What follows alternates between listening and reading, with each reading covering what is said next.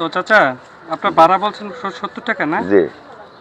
ধরেন এই জায়গায় আপনার 200 টাকা আমি দিয়ে দিলাম, হ্যাঁ? আপনি বাকি টাকা ইত্রি করে না? আচ্ছা আচ্ছা। তো ভালো থাকবেন, হ্যাঁ? আলহামদুলিল্লাহ। আল্লাহ হাফেজ। আসসালামু আলাইকুম। ওয়ালাইকুম আসসালাম। কত বছর গাড়ি চালান কাকা? আমি বরবাদ এই 30 বছরের মতো হইব। হ্যাঁ, বরবাদ 30 বছরের মতো হইব। 30 বছর। জি। আজকে কত টিপ মারছেন? আজকে বাড়ি গেছি 550 টাকা। 550? জি 550 টাকা আজকে পাইছেন? পাইছি। রোজার সময় মনে হয় একটু কম করা যায় না?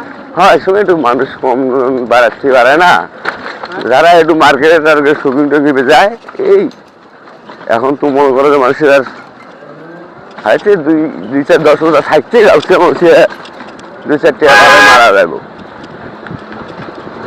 রোজার দিন মানুষ কম বাড়ায় একটু, এই বিকেল বেলাতে কয়েকটা খেপ মারা যাবো, কিন্তু একবার কয়েকটা খেপ মারিয়ে রোজার সময় ইনকামটা কম হয় না? জি। অন্য সময় মনে হয় বেশি হয় না?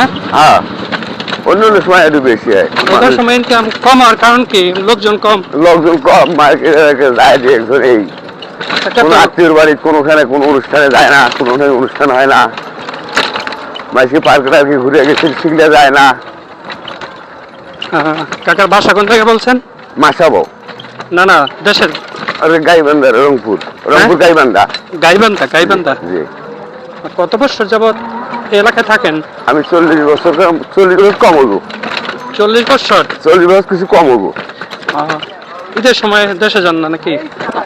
যাই একটু পোলাবান নিয়ে, যদি কয় যাইতে যাই, না হলে যাই না। আর ঈদের সময় যে কাকা যে কামাই করবে 1 বছরে যাইতে আসতে শেষ। যা কামাইবেন যে ভাড়া নেয় এটাই শেষ নাকি? হ্যাঁ যে ভাড়া, ফির গাড়ি পাওয়া যায় না। এজন্য আর দেশে যান না? না এই থাকি। একটা দোকান দেখে সামনে রাখেন, ওই যে সামনে দোকানটা।